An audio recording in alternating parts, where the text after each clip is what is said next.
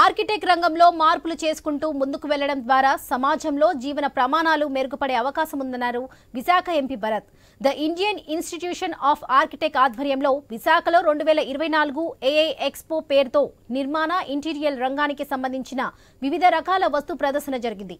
ఈ ఎక్స్పోను ఎంపీ భరత్ ప్రారంభించారు. సుమారు 6,000 మంది పాల్గొన్న ఈ ప్రదర్శనలో నిర్మాణ రంగానికి చెందిన అధునాతన వస్తువుల ప్రదర్శన ఆకట్టుకుంది.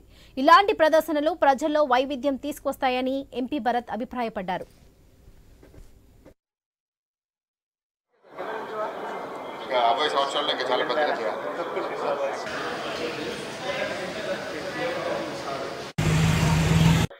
మంచి క్వాలిటీ మెటీరియల్స్ వాడితే క్వాలిటీ ఆఫ్ లైఫ్ చాలా అప్గ్రేడ్ అవుతుంది. ఫర్ ఎగ్జాంపుల్ ఇవాళ మాకు హాస్పిటల్ ఉంది, మంచి క్వాలిటీ లైటింగ్ లేకపోతే, సాయంత్రం పూట చీకటి తొందరగా అయిపోతే, ఉన్న కారిడోర్స్ లో కూడా అంత వెలుతురు లేకపోతే అసలే వాళ్ళు ఏదో శారీరకంగా మానసికంగా ఏదో ఇబ్బందిలో ఉంటారు.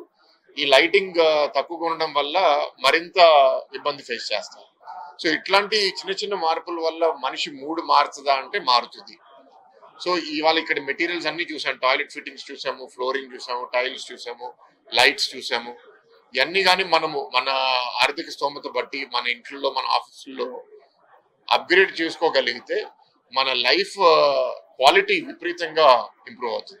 సో అది ఎప్పుడు చేయగలుగుతాం? ఆర్థికంగా మనం బలంగా ఉంటే.